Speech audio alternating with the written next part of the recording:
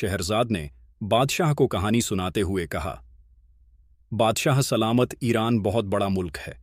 पुराने वक्तों में वहां पर बहुत ही ताकतवर और बहादुर बादशाह हुआ करते थे और उन्हें शहनशाह यानी बादशाहों का बादशाह कहा जाता था। उसी वक्त वहां एक बादशाह था। उसके पास बेपनाह दौलत और फौज की तादाद काफी ज्यादा थी।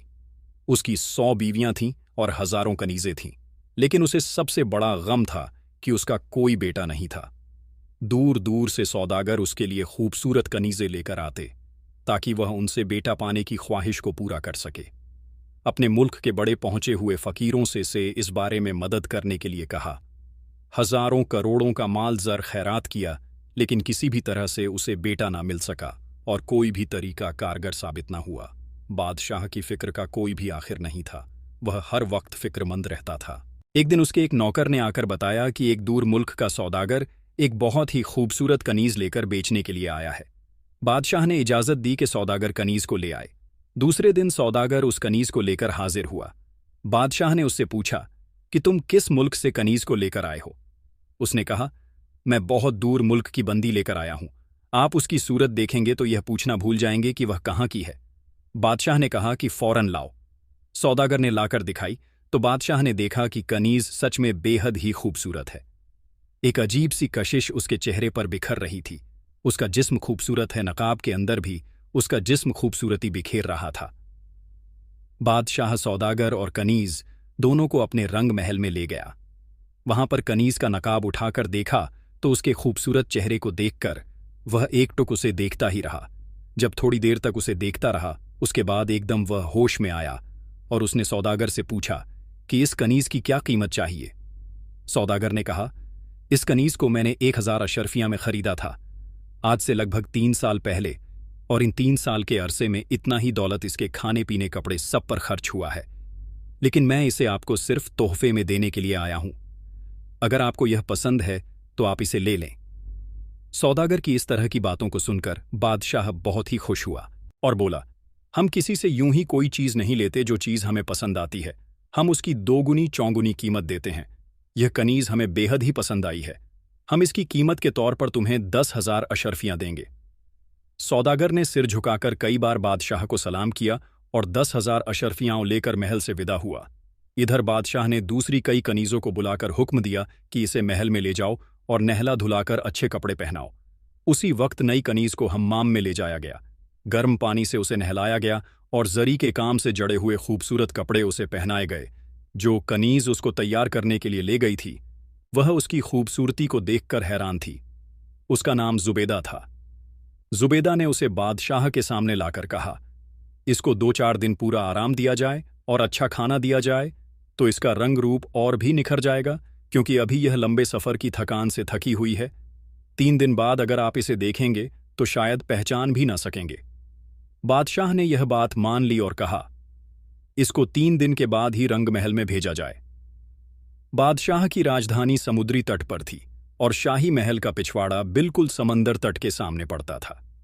वहां नई दासियां अक्सर अपने कमरे के छज्जे पर बैठ जातीं और एक टुक समुद्र की लहरों के तट पर टकराने का तमाशा देखती थीं। 3 दिन के बाद चौथे दिन की तरह वह समुद्र की तरफ देखकर अपना मन बहला रही थी और इस वक्त जुबेदा ने, जिसे बादशाह ने उसके साथ किया था, बादशाह से कहा, अब नहीं, कनीज अपनी असल हालत में आ चुकी है। बादशाह उससे मिलने को इतना बेचैन हुआ कि उसे भेजने के बजाय खुद उसके पास जा पहुंचा। पहले तो उसके आने की आहट से नहीं, कनीज में यह समझा कि शायद वही कनीज आई होगी जो हर वक्त उसके साथ रहती थी। लेकिन जब कुछ पल के बाद उसने बादशाह को देखा तो कुर्सी से ना उठी और न किसी तरह की इज्जत बादशाह को दी। बादशाह इस पर बेहद ही हैरान हुआ, लेकिन उसे गुस्सा ना आया। उसने समझा कि यह ऐसा शायद इसलिए कर रही है कि इसे अभी सही तरह से सिखाया नहीं गया है। बादशाह के इशारे से जो बादशाह के साथ कनीज आई थी, जो हर वक्त उसके साथ रहती थी और जिसका नाम जुबेदा था, बादशाह के पास से हट गई। बादशाह ने नई कनीज के पास जाकर उसके गले में हाथ डाला, लेकिन उसने कुछ भी ना कहा। ना वह कुछ बोली और ना कुछ बादशाह का हाथ हटाया। बादशाह उसे कमरे में ले गया और उसके साथ ऐश इशरत में मशगूल हो गया। हम बिस्तरी से फारिग होने के बाद उसने उस कनीज से कहा, तुम मुझे बहुत ही पसंद आई, मुझे तुमसे प्यार हो गया है। तुम किस मुल्क की रहने वाली हो? तुम्हारे मुल्क का नाम क्या है? तुम्हारे माँ बाप का नाम क्या है? मेरे महल में 100 रानियां हैं, कई हजार कनीज हैं, लेकिन उनमें से कोई भी तुम्हारी खूबसूरती का मुकाबला नहीं कर सकती। कोई भी उतनी खूबसूरत नहीं जितनी तुम हो। मुझे तुमसे जितना ज्यादा प्यार हो गया है, उतना आज तक मुझे अपनी किसी रानी तक से ना हुआ। नई कनीज इस पर भी चुप रही और उसने कुछ ना कहा। बादशाह ने कहा, मेरी जान, तुमने मेरी किसी बात का जवाब क्यों नहीं दिया? कुछ तो बोलो, ताकि मैं तुम्हारे खूबसूरत मुंह से कोई बात सुनूं और खुशी महसूस करूं। यकीनन तुम्हारी आवाज बेहद ही खूबसूरत होगी, लेकिन तुमने तो मेरी तरफ आंख उठाकर भी नहीं देखा, जिससे मेरी आंखों को ठंडक मिली। आखिर तुम्हें कौन सी परेशानी सता रही है, जिसकी वजह से तुमने अपने आप को बिल्कुल खामोश कर लिया है? तुम मुझे अपनी कहानी बताओ। अगर तुम अपने माँ बाप को याद कर रही हो, और उनका मिलना तो मुमकिन नहीं है। हाँ, लेकिन इसके अलावा तुम जो भी चाहो उसे तुम्हारे सामने जरूर हाजिर कर दिया जाएगा। बादशाह ने उसे इस तरह की बहुत सी बातें कहीं, लेकिन वह कनीज नीचे ही मुंह किए बैठी रही और जमीन की तरफ देखती रही। बादशाह फिर भी उस पर नाराज ना हुआ। उसने इस वक्त जुबेदा को बुलवाया और कहा, खाना लेकर आओ। वह खुद भी खाने लगा और अपने हाथों से उस कनीज के मुंह में भी खाना देने लगा। वह खाती रही, लेकिन चुप रही। फिर बादशाह ने हुक्म दिया कि गाने और नाचने का प्रोग्राम शुरू किया जाए। इस पर भी वह चुप रही। बादशाह ने जुबेदा से पूछा, यह कभी बोलती भी है या नहीं? उसने कहा कि किसी ने इसे बोलते क्या, मुस्कुराते भी ना देखा। खैर, बादशाह वहां पर रात भर ठहर रहा और तय किया कि अब वह उसके अलावा किसी और से मिलन ना करेगा, हम बिस्तर ना होगा। रात को वह उसके साथ ही रात गुजर करेगा और उसके साथ ही ऐश इशरत में मशगूल हुआ करेगा। इस फैसले के बाद बादशाह ने कुछ कनीज उसकी देखभाल के लिए रख दी और सबको आज़ाद कर दिया और कहा कि तुम जहां जाओ जा सकती हो, जिससे चाहे शादी कर सकती हो। 1 साल तक वह इंतजार करता रहा कि शायद नई कनीज उससे बात करें, लेकिन जब ऐसा ना हुआ तो उसने तड़प कर कहा, मेरी जिंदगी मेरी जान, मुझे सबसे ज्यादा गम इस बात का है कि मैं तुम्हारे बारे में अभी तक कुछ भी ना जान सका। मैं यह तक नहीं जान पाया कि तुम मेरे साथ खुश हो या नहीं। मैंने तुम्हारी वजह से अपनी सारी रानियां और सारी कनीजों को छोड़ दिया है। कहीं ऐसा तो नहीं कि तुम गूंगी हो, तुम बोल नहीं सकती? अगर ऐसा है तो यह बहुत बड़ा जुल्म है। एक खुदा ने तुम्हें इतना खूबसूरत रंग रूप दिया, लेकिन तुम्हें गूंगा पैदा किया खुद के लिए। कुछ तो बोलो, क्योंकि तुम्हारे चुप रहने से मैं हर वक्त तकलीफ में रहता हूं। मैं हर वक्त अल्लाह से दुआ करता हूं कि तुम्हारे वतन से मुझे कोई औलाद पनसीब हो। मुझे तुम्हारे वतन से बेटा मिल जाए जो मेरे बाद यहां का तख्त ताज संभाले, क्योंकि मैं बूढ़ा होने जा रहा हूं। मेरे जिस्म में कमजोरी आ रही है। अगर तुम गूंगी नहीं हो तो मुझसे बात करो। मैं और ज्यादा तुम्हारी चुप्पी बर्दाश्त नहीं कर सकता। तुम ना बोली तो मैं जान दे दूंगा और मेरी मौत की जिम्मेदार तुम होगी और इसका गुनाह तुम्हारे ऊपर पड़ेगा। यह बात सुनकर बादशाह की वह खूबसूरत कनीज मुस्कुराई और बादशाह की तरफ देखने लगी। बादशाह समझ गया कि यह कुछ न कुछ जरूर बोलेगी और वह उसके बात करने का इंतजार करने लगा। कुछ देर बाद वह खूबसूरत कनीज बोली, मुझे आपसे बहुत सी बातें कहनी हैं। मेरी समझ में नहीं आ रहा कि किस बात से शुरू करूं। आपने इस सारे वक्त में मुझ पर इतना ज्यादा रहम किया है और इतना मान सम्मान इज्जत दी है, उसको मैं शब्दों में बयां नहीं कर सकती। मैं आपकी बहुत ही शुक्रगुजार हूं और अल्लाह से दुआ करती हूं कि वह आपको 100 साल से ज्यादा की उम्र दे, आपके दुश्मनों को नेस्त नाबूद कर दे। और मैं आपको एक खुशी की खबर सुनाती हूं। वह यह है कि मेरे वतन में मेरे पेट में आपकी औलाद पल रही है और मुझे पूरी उम्मीद है कि बेटा ही होगा। इस बीच मुझसे जो कोई भी गलती हुई है, इसके लिए मैं आपसे माफी मांगती हूं। अभी तक मैं इसलिए नहीं बोली थी कि मैं यहां जबरदस्ती लाए जाने से गुस्सा थी, नाराज थी, लेकिन अब मैं आपसे बहुत ज्यादा प्यार करने लगी हूं, अपनी जान से भी ज्यादा। बादशाह इतनी बात सुनकर खुशी से पागल हो गया और उसने खींचकर उसे अपने सीने से लगा लिया और कहा, तुम्हारे हामला होने की खबर सुनाकर तो तुमने मेरे सारे दुख दर्द दूर कर दिए। यह कहकर वह बाहर आया और मंत्री को यह खबर देकर कहा, फौरन 1 लाख अशरफियां गरीबों में और भिखारी में बंटवा दो। मेरे मुल्क में कोई भी गमगीन ना रहे, हर किसी के गमों को दूर कर दो। इसके बाद फिर वह उस खूबसूरत कनीज के पास आकर बोला, माफ करना, मैं तुम्हारे हामला होने की खबर से इतना खुश हो गया कि सदका खैरात करने में देर ना कर सका। अब तुम ये बताओ, तुम्हें ऐसी क्या नाराजगी थी कि तुम साल भर तक मुझसे या किसी से भी नहीं बोली? वह बोली, वजह यही है कि अल्लाह ने मुझे आपके पास कनीज की तरह भेजा। मैं अपने मुल्क से इतनी दूर हूं कि मैं वहां कभी भी नहीं जा सकती, ना ही अपने माँ बाप से, भाई से, बहनों से मिल सकती हूं, और उनकी याद मुझे हर वक्त सताती रहती थी। आप जानते हैं कि आज़ादी से जीना क्या जीना होता है, और बिना आज़ादी के जीने से अच्छी तो मौत है, इसमें कोई भी खुशी नहीं होती। बादशाह ने कहा, तुम्हारी बात ठीक है, लेकिन जब कोई खूबसूरत औरत तुम्हारी तरह खूबसूरत हो और मेरे जैसे इंसान के दिल में घर कर ले, तो फिर उसे परेशान होने की क्या ज़रूरत है? उस खूबसूरत कनीज़ ने कहा, आप ठीक कहते हैं, आपकी बहुत ही मेहरबानी है, लेकिन फिर भी दासी तो दासी ही होती है। बादशाह ने कहा, तुम्हारी बातों से मालूम होता है कि तुम किसी बड़े घराने की लगती हो। मुझे अपनी पूरी कहानी सुनाओ और बताओ, तुम कहाँ की हो और तुम्हारे माँ बाप कौन हैं? वह बोली, मेरा नाम गुलनार हाशमी है। मेरे बाबा हाशमी, वह समंदर के एक मुल्क के बादशाह थे। मरते वक्त उन्होंने अपना मुल्क मेरी माँ और मेरे भाई सालेह के सुपुर्द कर दिया था। मेरी माँ भी किसी समुद्री बादशाह की बेटी थी। हम तीनों खुशी से जिंदगी बिता रहे थे। हमारे मुल्क पर एक दूसरे बादशाह ने चढ़ाई कर दी और हमसे हमारा मुल्क छीन लिया। मेरा भाई उसका मुकाबला ना कर सका और मुझे और मेरी माँ को लेकर चुपके से मुल्क से निकल गया और हमें एक जगह पहुंचा दिया जहां कोई हमें ना देख सके। वह बोला कि हम पर मुसीबत आन पड़ी है और हमारी यह हालत हो गई है। अल्लाह ने चाहा तो मैं दोबारा अपने मुल्क पर कब्जा करूंगा, लेकिन मैं चाहता हूं कि इससे पहले तुम्हारी शादी से छूट जाऊं, तुम्हारी शादी कर दूं, क्योंकि यहां इस समुद्री मुल्कों का कोई भी शहजादा तुम्हारे लायक नहीं है। इसलिए मैं चाहता हूं कि तुम्हारी शादी किसी जमीन के रहने वाले बादशाह से कर दूं और अपनी हैसियत के हिसाब से दहेज दूं। मैं ये सुनकर बहुत बिगड़ी। मैंने उससे कहा कि देखो, हम दोनों एक ही माँ बाप की औलाद हैं। मैं तुम्हारा हमेशा साथ देना चाहती हूं, बल्कि ज़रूरत हो तो तुम्हारे लिए जान भी दे सकती हूं। लेकिन जब आज तक किसी भी मुल्क की शहजादी, किसी भी समुद्र मुल्क की शहजादी की शादी किसी ज़मीन के बादशाह के साथ नहीं हुई है, तो क्या मैं ऐसी गिरी पड़ी हूं कि तुम मेरी शादी एक ज़मीन के रहने वाले बादशाह से करना चाहते हो? मेरे भाई ने कहा, आखिर ऐसी क्या बात है कि तुम किसी भी ज़मीन के रहने वाले बादशाह से शादी नहीं करना चाहती? क्या तुम समझती हो कि सारे ज़मीन के रहने वाले कमीने और जालिम होते हैं? ऐसी बात नहीं है, उनमें बहुत से लोग अच्छे भी होते हैं। मैंने ऐसा तो नहीं कहा। मेरे भाई ने मुझे बहुत ज़्यादा समझाया। मैंने उससे बहस नहीं की, लेकिन मुझे गुस्सा बहुत आया। मैंने दिल ही दिल में कहा, यह लोग मुझे अपने ऊपर बोझ समझ रहे हैं, इसलिए मुझे यहाँ से हटाना चाहते हैं। मैं खुद ही चली जाऊंगी।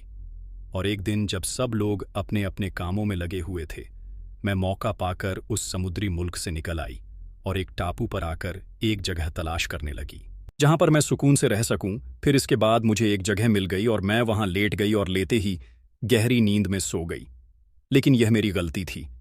तभी वहां पर एक अमीर दौलतमंद आदमी आया और मुझे सोता देखकर अपने नौकरों से उठवाकर मुझे अपने खूबसूरत महलनुमा घर में ले गया और मुझे अपने कमरे में ले जाकर उसने मेरे ऊपर बहुत ही प्यार दिखाया, लेकिन मैंने उसका साथ ना दिया। फिर उसने चाहा कि वह मेरे साथ जबरदस्ती करे।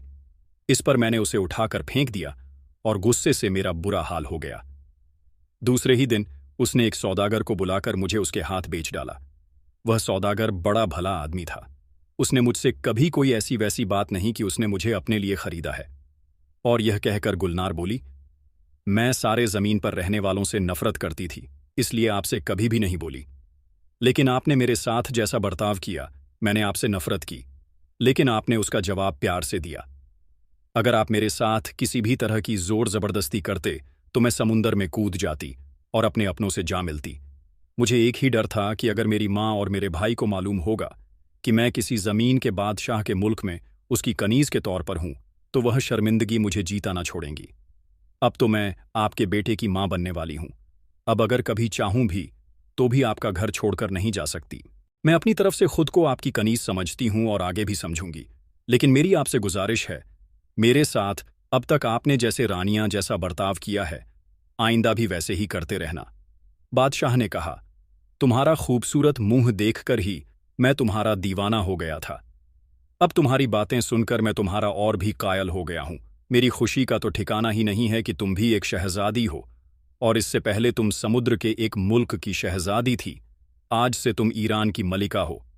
मैं आज ही इस बात का ऐलान दरबार में करूंगा और सारे मुल्क में मुनादी करवा दूंगा। मैं अभी तक तुमसे जितना भी प्यार करता था, आगे उससे भी ज्यादा करूंगा।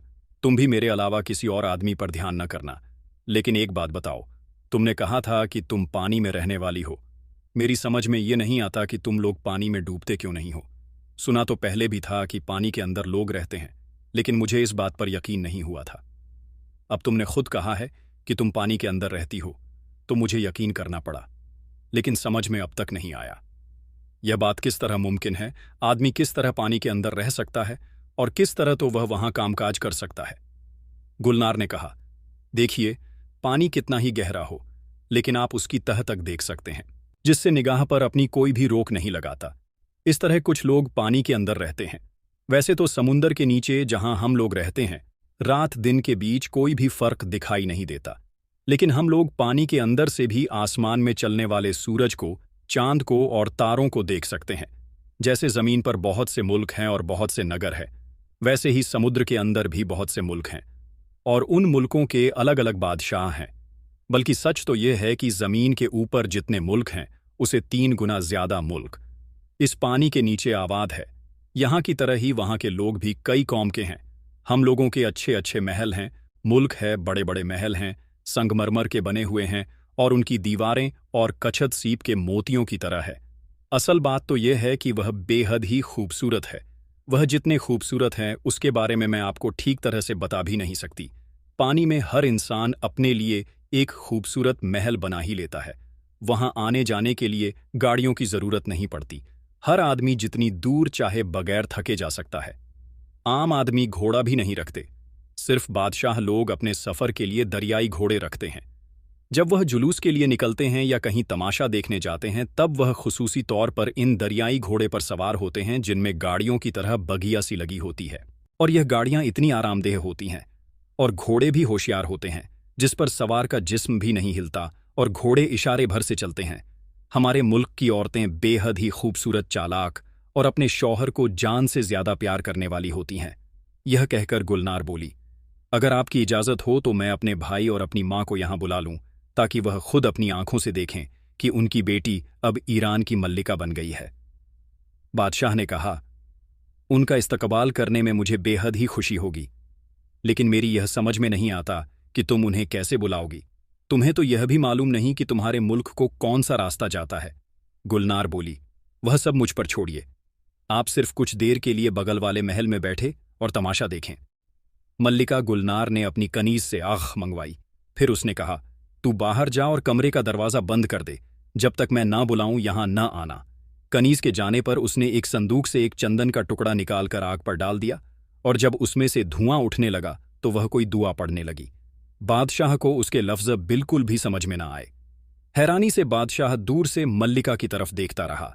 जैसे ही मल्लिका रुकी, समुद्र की सतह ऊंची होने लगी और समुद्र बढ़ते बढ़ते शाही महल से जा लगा। कुछ देर बाद समुद्र का पानी फट गया और उसमें से एक खूबसूरत आदमी निकला। उसकी मूंछें पानी की तरह हरी थीं। फिर एक औरत निकली। इसके पीछे 5 खूबसूरत औरतें थीं। उन सबका गुलनार ने पानी के किनारे खड़े होकर इस्तकबाल किया। 2-4 पल के बाद वह लोग किनारे आ गए। वह आदमी, जिसका नाम सुल्तान सालेह था, वह मल्लिका गुलनार का भाई था और वह औरत मल्लिका गुलनार की मां थी। किनारे पर आकर सालेह और उसकी मां ने गुलनार को गले लगाया और उसके मिलने पर खुशी के आंसू बहाए। गुलनार ने अपने भाई और मां के और उनके साथ आए लोगों का खूब इस्तकबाल किया। उसकी मां ने कहा, बेटी, तुम्हारी याद में हमने जो भी गम सहा है उसे लफ्जों में बयां नहीं किया जा सकता। तुम्हारे भाई ने मुझे बताया था, तुम किसी बात पर रूठकर घर से निकल गई थी। हम लोग तो बराबर तुम्हारे लिए रोते रहे। अब तुम बताओ, तुम इस बीच कहां कहां थी और तुम पर क्या बीती और यहां पर किस तरह पहुंची? ये सुनकर गुलनार अपनी मां के कदमों में गिर पड़ी और फिर कुछ देर बाद उठकर बोली, सच में मुझसे बहुत बड़ा गुनाह हुआ जो मैं आप लोगों को इस तरह छोड़कर चली आई। मुझ पर बहुत सी मुसीबतें पड़ी, लेकिन आखिरकार मैं इस जगह पर पहुंच गई और यहां आकर मुझे मालूम हुआ कि जमीन पर भी पानी के मुल्कों के बादशाहों की तरह होते हैं। अब सालेह ने कहा, प्यारी बहन, जो हुआ सो हुआ। अब तो हमारे साथ अपने मुल्क वापस चलो। हम लोग तुम्हें अपने बीच पाकर खुशी से रहेंगे।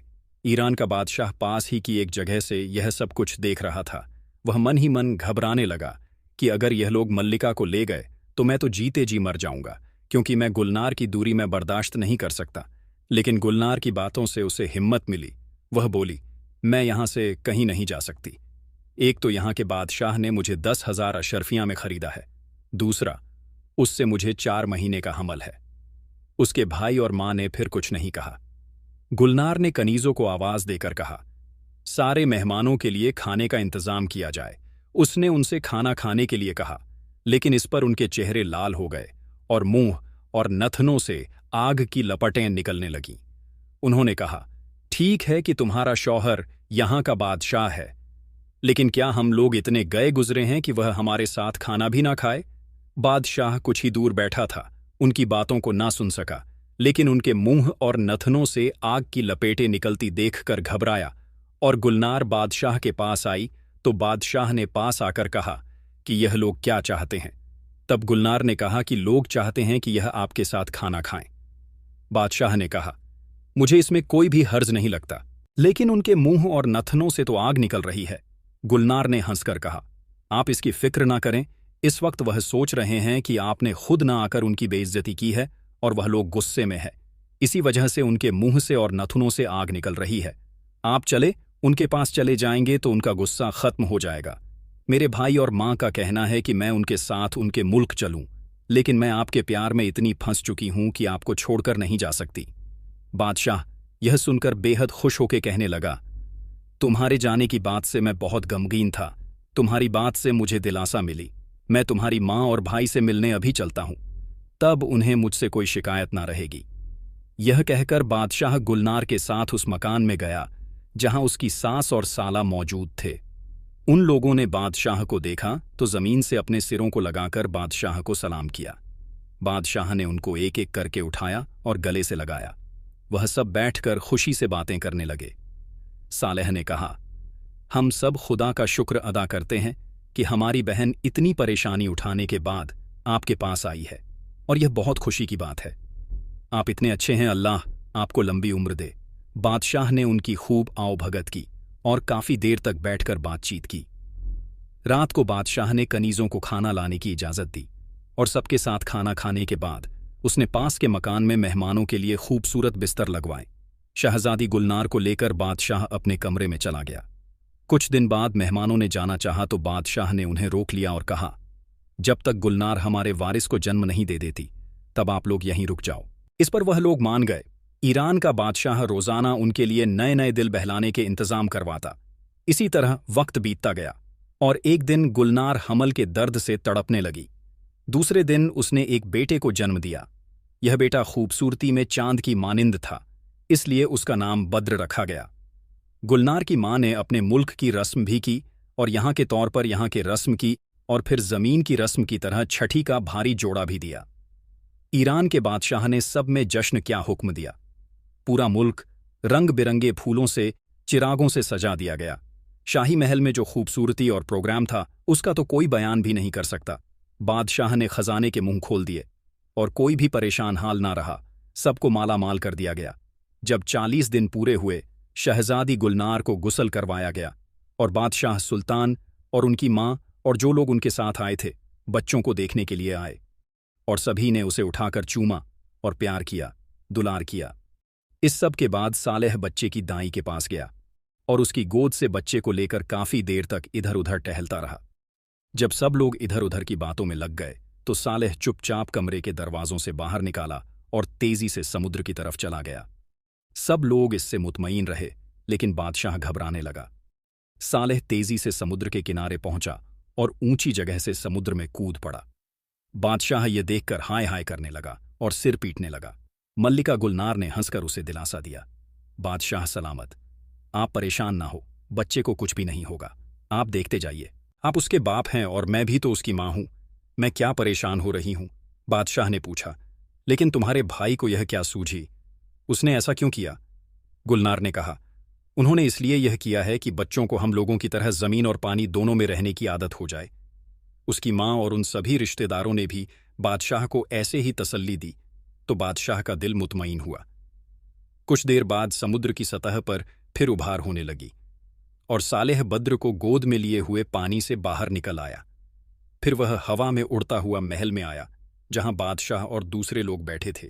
बादशाह को देखा कि बच्चा अपने मामा की गोद में सुकून से सो रहा है। सालेह ने बादशाह से कहा, सरकार, जब मैं आपके बच्चे को लेकर समुद्र में गया था तो आपको डर तो नहीं लगा था? बादशाह ने कहा, भाई क्या पूछते हो, मेरी तो जान ही निकल गई। अब उसे सही सलामत देखकर मुझे ऐसा लग रहा है जैसे मुझे फिर से नई जिंदगी मिली है। सालेह ने कहा, बच्चे को कुछ हो ही नहीं सकता था। मैंने समुंदर में कूदने से पहले हजरत सुलेमान की अंगूठी पर इसमें आज़म पढ़ लिया था। हमारे यहाँ ये रस्म है कि अगर हम लोग किसी इंसानी नस्ल के बच्चे को पानी के अंदर लेकर जाते हैं तो हम इसमें आज़म पढ़ते हैं, जिसकी ताकत से हम बच्चे को समंदर में ले जाते हैं। और यही मैंने किया था। इसके बाद उसने उस बच्चे को दाई की गोद में दे दिया और फिर अपने कपड़ों में से एक छोटा सा संदूक निकाला। उसमें 100 हीरे जो कबूतर के अंडों के बराबर थे निकले। इसके अलावा 100 लाल और नीलम, जिनमें लगभग 30 हार भी नीलम के निकले, और उन्हें बादशाह को देकर कहा, हमें ना मालूम था कि हमारी बहन इतनी ऐश से जिंदगी गुजार रही है और इतने प्यार करने वाले और इज्जत देने वाले बादशाह के पास है। हमारी यह छोटी सा हकीर सा तोहफा कबूल कीजिए। ईरान का बादशाह उनको देखकर हैरान हो गया। उसमें 2 लाल तो इतने बड़े थे कि पूरी जमीन पर वह कहीं ना होंगे। उसने खुशी से इनको लिया और आंखों से लगाया और सालेह से कहा, भाई मैं तुम्हारे इस तोहफे से बहुत ही खुश हूं। तुमने तो मुझे जो तोहफे दिए हैं उनसे तो कई मुल्क खरीदे जा सकते हैं और तुम इसे हकीर सा नजराना कहते हो। फिर उसने अपनी मल्लिका से कहा, गुलनार, तुम्हारे भाई साहब मुझे यह सारे तोहफे में दे रहे हैं। मैं चाहता हूं इनमें से थोड़े रखकर कुछ उन्हें वापस कर दूं, लेकिन वह उन्हें लेने को तैयार नहीं है। तुम अगर उन पर जोर दो तो शायद मान जाए। गुलनार ने जवाब दिया, आप बेफिक्र रहे और इन्हें ले लें। इस तरह के खूबसूरत और नायाब हीरे उनके पास बेशुमार हैं। जमीन पर इनकी कमी है, लेकिन समुद्र में उनकी कोई भी कमी नहीं है। मेरे भाई को यह सब देने पर कोई भी नुकसान ना होगा। बादशाह यह सुनकर चुप हो गया और उसने वह अपने पास रख लिए। कुछ दिन बाद सालेह ने बादशाह से कहा, आपने हमारा इतना मान सम्मान किया, इज्जत दी, हम आपको शुक्रिया भी नहीं कर सकते। लेकिन हमें यहां आए हुए बहुत दिन हो गए हैं। मुझे अपने मुल्क वापस जाना चाहिए। आप तो जानते ही हैं कि अगर मुल्क में बादशाह ना हो तो वहां पर गड़बड़ पैदा हो जाती है। इसीलिए हमें इजाजत दे दीजिए। हम आपसे और बहन से विदा लेते हैं और अपने मुल्क वापस जाते हैं। बादशाह ने कहा, तुम्हें जाने देने का तो मन नहीं चाहता, लेकिन तुम्हारी बात ठीक है और इसलिए मैं तुम्हें इजाजत दे रहा हूं। लेकिन बादशाह जोर देता है कि मैं तुम्हें इजाजत तो दे रहा हूं, लेकिन तुम बद्र को ना भूलना और यहां चक्कर लगाते रहना। आखिरकार सालेह उनसे विदा होकर अपनी मां और उनके साथ आए, लोगों के साथ अपने मुल्क चला गया। इधर सब लोग पहले की तरह रहने लगे। बद्र जैसे जैसे बड़ा होता गया, उसका रंग रूप और उसकी खूबसूरती और अच्छाइयां भी निखरती गई। उसके माँ बाप उसको देखकर बेहद खुश होते। कभी कभी बद्र अपने मामा सालेह और नानी के पास चला जाता। बद्र का मामा और उसकी नानी भी उसे देखने आते। बद्र कुछ बड़ा हुआ तो उसे इल्म सिखाया गया और बादशाह बनने की सारी अच्छाइयां खूबियां उसे सिखाई गई। तलवारबाजी सिखाई गई। 15 साल की उम्र में वह पूरी तरह से इल्म सीख गया और बादशाह बनने की सारी खूबियां उसके अंदर थीं। अब उसके बाप बादशाह ने सारा मुल्क उसके हाथों में दे दिया। उसने कुछ ही दिनों में बादशाहत संभाल ली और इस तरह बादशाह के महल के लोगों से लेकर सारी रियाया भी उससे बेहद खुश थी। बादशाह ने यह देखा तो एक दिन अपना ताज भी उसे पहना दिया और उसका हाथ चूमने के बाद वह खुद भी उन मंत्रियों के पास जा बैठा, सामंतों के पास जा बैठा। मंत्री और सामंतों ने बद्र को बादशाह बनने की खुशी में उसे काफी ज्यादा तोहफे दिए और उसका इस्तकबाल करने लगे। दरबार से उठकर जब ताज सर पर रखे हुए बद्र अपनी मां के पास गया तो उसने दौड़कर उसे सीने से लगा लिया। उसके बाप ने 2 साल तक उसकी बादशाहत देखी और उसे हर तरह से होशियार पाकर वह मुल्क के बाहर जाकर एक जगह पर अल्लाह की याद में वक्त बिताने लगा। बद्र अपने पूरे दिल से अपना मुल्क संभाल रहा था। वह शहर गांव-गांव जाकर सारा निजाम खुद देखता और संभालता, और जब भी वह खाली होता तब वह जंगल में जाकर शिकार करता है। कुछ साल बाद पुराना बादशाह बीमार पड़ गया और उसकी बीमारी बढ़ती गई और आखिरकार वह मर गया। मरने से पहले उसने मंत्रियों को बुलाकर नए बादशाह के लिए वफादार रहने की ताकीद की। उसके मरने के बाद बद्र और उसकी मां ने बहुत गम मनाया, बहुत मातम किया और इस मौके पर सालेह और उसकी मां भी शामिल हुए। जब बादशाह की आखिरी रसूमात से फुर्सत मिली तो सालेह ने एक दिन अपनी बहन से कहा, ताज्जुब है, तुम्हें अभी तक बद्र की शादी की फिक्र नहीं है, जबकि वह शादी के लायक हो गया है, क्योंकि मेरी नज़र में एक लड़की है। लेकिन उसके बारे में मैं तुम्हें उसे वक्त बताऊंगा जब बद्र सो जाएगा, क्योंकि मुमकिन है उस पर वह बिना देखे ही आशिक हो जाए। बद्र के कान में इस बात की भनक पड़ गई। रात को वह ऐसा बन गया जैसे वह गहरी नींद सो रहा है, लेकिन असल में वह बगल के कमरे में माँ और मामा के बीच होने वाली बातें सुनता रहा। वह दोनों भी उसे सोता जानकर तेज आवाज में बातें करने लगे। सालेह ने अपनी बहन से कहा, मैं जिस शहजादी को बद्र के काबिल समझता हूं, वह समधाल देश के बादशाह की बेटी है। यह देखो, मैं तुम्हें दिखाने के लिए उसकी एक तस्वीर भी लाया हूं। इससे तुम्हें उसकी खूबसूरती का अंदाजा हो जाएगा। दिक्कत सिर्फ एक है, समदाल देश का बादशाह बहुत ही घमंडी है और वह किसी को भी अपनी हैसियत का नहीं समझता है, इसलिए उसने अभी तक अपनी बेटी की शादी नहीं की है। फिर भी वह इतनी खूबसूरत है कि अगर बद्र को उसकी खूबसूरती के बारे में पता चलेगा तो वह उसके प्यार में पागल हो जाएगा या जान दे देगा। और शहजादी का नाम जवाहर है। गुलनार बोली, मैं समधाल के बादशाह को जानती हूं। मुझे हैरत है कि उसकी बेटी अब तक कुंवारी है। अपना मुल्क छोड़ने से पहले मैंने उसे देखा था। उस वक्त वह 8 महीने की थी। वह इस वक्त इतनी खूबसूरत थी कि उसकी खूबसूरती दूर दूर तक मशहूर थी। इस वक्त जवानी में तो उसकी खूबसूरती का कहना ही क्या होगा। फिर भी वह बद्र से बड़ी है और उसे समधाल के बादशाह से मांगने में क्या कठिनाई हो सकती है। सालेह ने कहा कि मैंने बताया कि वह बादशाह बहुत ही घमंडी है। देखो बहन, मैं पूरी कोशिश करूंगा कि उसके बाप को शादी के लिए राजी कर लूं, लेकिन काम मुश्किल है। इसमें देर लग सकती है। इसी बीच बद्र को इस बात का पता नहीं चलना चाहिए, वरना इसमें मुझे शक ही नहीं, यकीन है कि जरूर बद्र जवाहर के प्यार में पागल हो जाएगा और अपनी जान दे देगा। इस तरह दोनों में बातें होती नहीं और बद्र सुनता रहा। दूसरे दिन उसने चुपके से अपनी माँ के संदूक से निकलवाकर जवाहर की वह तस्वीर देखी जो उसके मामा ने अपनी बहन को दी थी। वह सचमुच वह तस्वीर देखकर जवाहर पर मर मिटा। उसका जी न खाने में लगता, न पीने में, न किसी से बोलने चालने में। वह दिन रात जवाहर की याद में खोया रहने लगा। जब सालेह अपनी बहन से विदा लेने आया तो अपने भांजे की बदली हुई हालत देखकर पूछ बैठा, क्या बात है, तुम्हारी तबीयत तो ठीक है? बद्र ने कहा, मुझे कुछ भी नहीं हुआ है, लेकिन आप यहां से ना जाओ, मेरा दिल घबराने लगता है। जब आप जाने का नाम लेते हो, आपको देखकर मुझे खुशी महसूस होती है। आप 2-4 दिन और रुकिए, हम लोग कल शिकार के लिए चलेंगे। सालेह ने यह मंजूर कर लिया। असल में बद्र चाहता था कि अपनी माँ से छुपकर अपने माँ से अपने दिल के हालात कह दे और शिकार ही से आगे बढ़कर वह जवाहर की तलाश में निकल जाए। माँ से साफ साफ कहना मुमकिन न था, क्योंकि वह उसे किसी भी हालत में जाने की इजाजत न देती। चुनाचे दोनों मामा भांजे कुछ मुलाजिमों के साथ शिकार पर निकल गए। वहां दोनों ने एक हिरण के पीछे घोड़े डाल दिए। इसी चक्कर में पहले दोनों अपने मुलाजिमों से अलग हो गए और फिर एक दूसरे से भी। बद्र एक घने पेड़ के नीचे घोड़े से उतरकर बैठा और अकेले में बैठकर जवाहर का नाम लेकर रोने लगा। कुछ देर बाद सालेह भी उसे देखते हुए ढूंढता हुआ उधर आया और देखा कि एक पेड़ के नीचे बद्र गमगीन है, रो रहा है। तो सालेह समझ गया कि मैंने अपनी बहन से जो शहजादी जवाहर के बारे में कहा था वह इसने सुन लिया है। वह घोड़े से उतरकर धीरे धीरे आकर एक पेड़ की आड़ में खड़ा होकर सुनने लगा। बद्र क्या कह रहा है? तो वह कह रहा था, ए मेरी प्यारी, मैं तुम पर मर मिटा हूं। तुम्हारी तस्वीर देखकर मैं अपने दिल पर काबू नहीं रख पा रहा हूं। ए समदाल देश की शहजादी जवाहर, मुझे यकीन है कि तुम सारे दुनिया की शहजादियों से ही नहीं बल्कि चांद से भी ज्यादा खूबसूरत हो। तुमने मेरे दिल पर अपना सिक्का बिठा लिया है, लेकिन मैं कहां जाऊं कि तुम मुझे मिल जाओ। सालेह इससे ज्यादा ना सुन सका और उसमें हिम्मत न रही। वह आगे बढ़कर बद्र के पास जा बैठा और बोला, इसका मतलब तुमने हम दोनों भाई बहनों की बातें सुन ली थीं। हमने तो इस बात का ध्यान रखा था कि तुम्हें कुछ भी मालूम ना हो, लेकिन हम लोगों की होशियारी कुछ काम ना आई। बद्र ने कहा, जो कुछ होना था वह तो हो ही गया। अब सोचिए कि आगे क्या होना है। अगर आप चाहते हैं कि मैं जिंदा रहूं तो मेरी शादी का पैगाम लेकर जाइए और बादशाह को राजी कीजिए। सालेह ने उसे दिलासा देते हुए कहा, तुम अब अपने मुल्क वापस जाओ। मैं अभी समधाल देश जाता हूं और तुम्हारी शादी की बात वहां के बादशाह से चलाता हूं।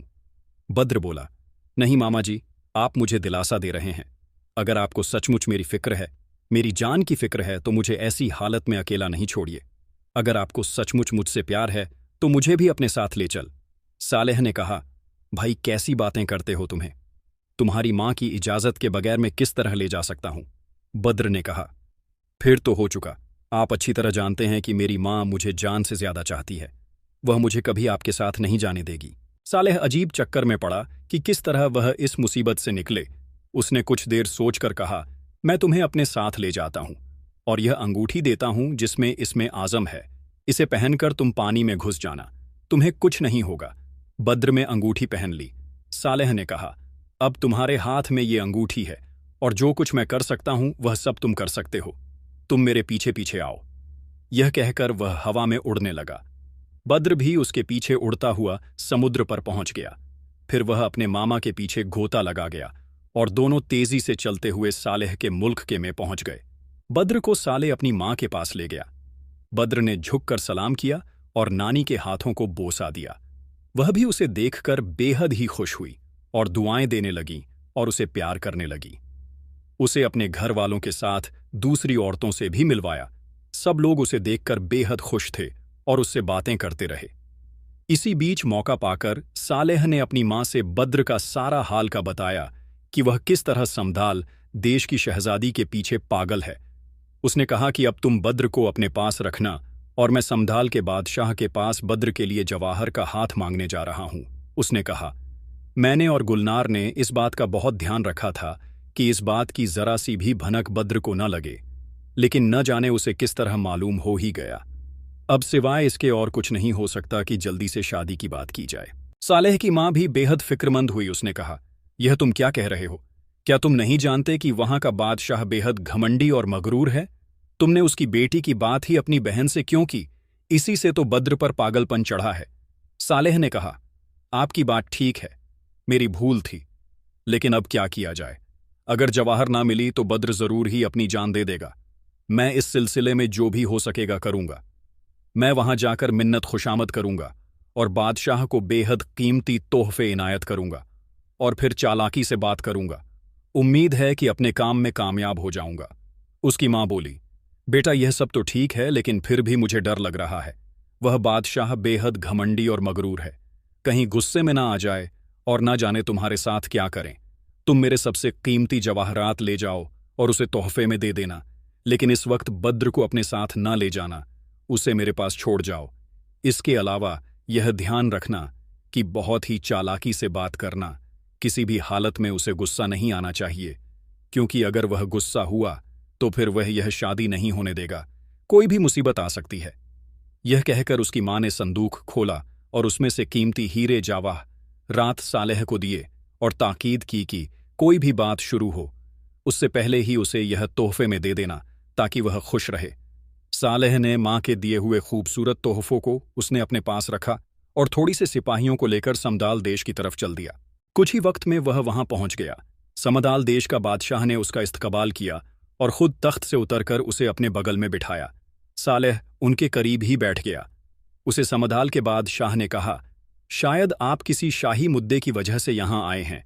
अगर मेरे लायक कोई काम है तो बताइए। सालेह ने कहा, नहीं, ऐसी कोई बात नहीं है, सिर्फ आपको देखने की ख्वाहिश थी।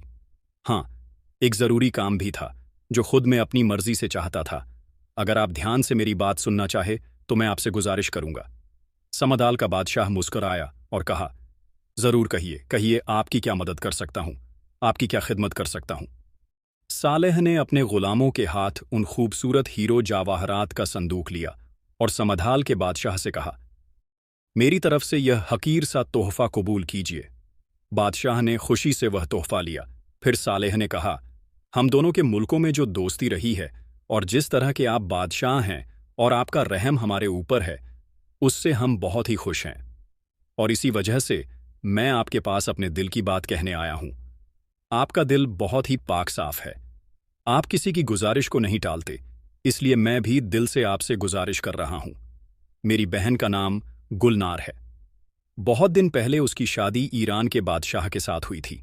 उसका एक बेटा है जो इस वक्त ईरान का बादशाह है। वह न केवल बेहद ही खूबसूरत है, बल्कि उसमें वह सारी खूबियां हैं जो एक बहादुर योद्धा और बादशाह हमें होनी चाहिए। वह 15 साल की उम्र से अपना मुल्क संभाल रहा है और अब शादी के लायक हो गया है। मेरी आपसे दिल से गुजारिश है कि आप उसे अपने लायक समझे और अपनी दुनिया की सबसे खूबसूरत बेटी जवाहर की शादी मेरे भांजे बद्र के साथ कर दें। समदाल के बादशाह ने कहा, सालेह, मैं तो समझता था कि तुम बड़े समझदार आदमी हो, लेकिन आज मालूम हुआ कि तुम में बिल्कुल भी अक्ल नहीं है। मैंने मोहब्बत के नाते तुम्हारी बात जरूर सुनी है, लेकिन इसका मतलब यह नहीं कि तुम्हें अपनी बराबरी का दर्जा दे दूं। क्या तुम नहीं जानते मेरी इज्जत, मेरा मान कितना ज्यादा है, मेरा रुतबा कितना बड़ा है? क्या तुम नहीं जानते कि तुम्हारा मुल्क मेरे मुल्क के सामने कितना हकीर है? तुम्हारी हिम्मत कैसे हुई?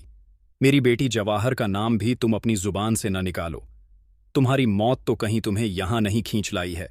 सालेह ने घबरा कर कहा, शायद आपने मेरी बातों का मतलब ठीक से नहीं समझा। मैं बूढ़ा आदमी हूं, मैं अपने लिए जवाहर को नहीं मांग रहा।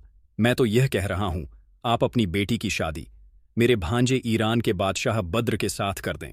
समदाल का बादशाह यह सुनकर और भी गुस्से हुआ और आपे से बाहर होकर कहने लगा, तूने यह कहकर मेरी बेइज्जती की है कमबख्त। तू क्या समझता है, तेरे भांजे की कोई बराबरी नहीं। क्या तेरे भांजे की बराबरी मेरी बेटी से हो सकती है? तेरा भांजा क्या चीज है? यह कहकर उसने अपने सिपाहियों को हुक्म दिया कि सालेह को पकड़कर इसका सिर काट लिया जाए। सालेह पहले ही इस हालत को जान चुका था। उसके कुछ सिपाही बादशाह का गुस्सा देखकर पहले ही भाग गए थे और भागकर अपने मुल्क चले गए थे। सालेह को कैद कर लिया गया, लेकिन सालेह बचकर सिपाहियों के बीच से निकल गया और टेढ़े मेढ़े रास्तों से निकलकर अपनी सेना जा मिला।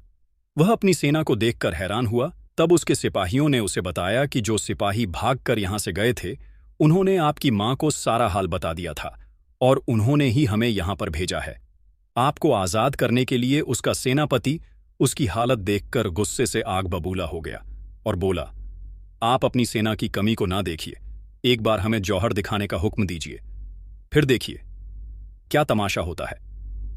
सालेह ने हुक्म दिया। समदाल की सेना ने सामना किया, लेकिन हार हुई।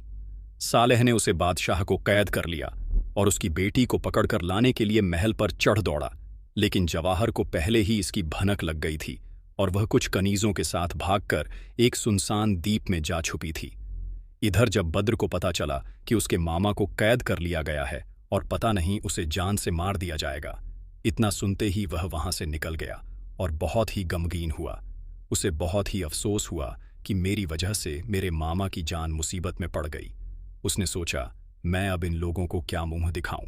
यह सोचकर वह ईरान के लिए चल पड़ा। बद्र बड़ी हड़बड़ी में चला था, इसलिए पानी में रास्ता भूल गया। कई दिन भटकता हुआ उस टापू में जा पहुंचा जहां पर जवाहर ने पनाह ली थी। वह थककर एक पेड़ के नीचे आराम कर रहा था कि उसे एक ओर से कुछ औरतों के बोलने की आवाज दी। वह उधर गया तो देखा कि एक शहजादी कनीजों से घिरी बैठी है। वह समझ गया कि यही जवाहर है। उसने पास जाकर कहा, अल्लाह पाक की बड़ी मेहरबानी है कि आपसे मुलाकात का मौका मिला। मैं आपका गुलाम हूं, अगर आपकी कुछ मदद कर सकूं तो मुझे बहुत खुशी होगी। जवाहर बोली कि आपकी बातों से मुझे बहुत ही सुकून मिला। मैं बड़ी मुसीबत में हूं। मैं समदाल देश के बादशाह की बेटी जवाहर हूं। पड़ोस के एक बादशाह सालेह ने हम पर हमला करके मेरे बाबा को बंदी बना लिया है और मैं किसी तरह भागकर यहां आ चुकी हूं। बद्र ने बिना कुछ आगे पीछे सोच अपना सच्चा नाम और सब कुछ बता दिया। उसने कहा, मैं ईरान का बादशाह हूं, मेरा नाम बद्र है। सालेह साहब मेरे मामा हैं। वह आपके साथ मेरी शादी का पैगाम लेकर आपके बाबा के पास गए थे, लेकिन आपके बाबा ने उन्हें मार डालने का हुक्म दिया। इस पर मेरे मामा के सिपाहियों ने आपके मुल्क पर चढ़ाई कर दी और आपके बाबा को कैद कर लिया। अब आप हिम्मत रखें, सालेह केवल यह चाहते हैं कि आपके बाबा आपको मुझसे ब्याह दें। अब मैं इन दोनों बादशाहों का मेल करा दूंगा। जवाहर बद्र की खूबसूरती और हिम्मत को देखकर पहले ही फिदा हो चुकी थी, लेकिन जब उसे मालूम हुआ कि इसकी वजह से ही मेरे मुल्क पर आफत आई है तो उसके दिल में गुस्सा भर गया। लेकिन वह उसका क्योंकि सीधा सामना नहीं कर सकती थी, इसलिए उसने चालबाजी से काम लिया। वह जादूगरनी थी, लेकिन मंत्र पढ़ने के लिए किसी तरह के पानी की जरूरत होती थी और वह टापू बिना पानी का था। उसने कहा, ईरान के बादशाह, मुझे आपसे मिलकर बेहद ही खुशी हुई। सचमुच मेरे बाबा ने बड़ी भूल की कि मेरी शादी आपसे ना कि शायद वह आपको देखते तो इनकार ना करते। अब आप तो मेरे पास आकर बैठिए। यह कहकर उसने हाथ बढ़ाया। बद्र ने पास आकर उसका हाथ पकड़ना चाहा तो उसने हाथ खींच लिया और उसके मुंह पर थूक दिया। इस तरह उसने चालाकी से पानी की कमी पूरी करके उसने मंत्र पढ़कर उसे तोता बना दिया और अपनी कनीज को उसे देकर कहा कि इस ऐसी जगह पर छोड़ आओ जहां न पानी हो, न दाना पानी, न फल, और यह भूख प्यास से तड़प तड़प कर मर जाए। अब बद्र के सामने एक बड़ी मुसीबत आन पड़ी थी। वह तो एक परिंदा बन चुका था। तो प्यारे दोस्तों, ये कहानी अभी जारी है। इस कहानी का पार्ट 2 देखने के लिए हमारे चैनल के साथ जुड़े रहे और इसे सब्सक्राइब कर लें। हम बहुत मेहनत करके आपके लिए वीडियो बनाते हैं। ऐसी वीडियो बनाने में बेहद टाइम लगता है, तो आप हमें दिल से सपोर्ट कीजिए, हमारी वीडियो को शेयर कीजिए, लाइक कीजिए, कमेंट में अपनी कीमती राय का इजहार कीजिए और इसी तरह हमारे चैनल पर विजिट करते रहे। शुक्रिया। अल्लाह हाफिज।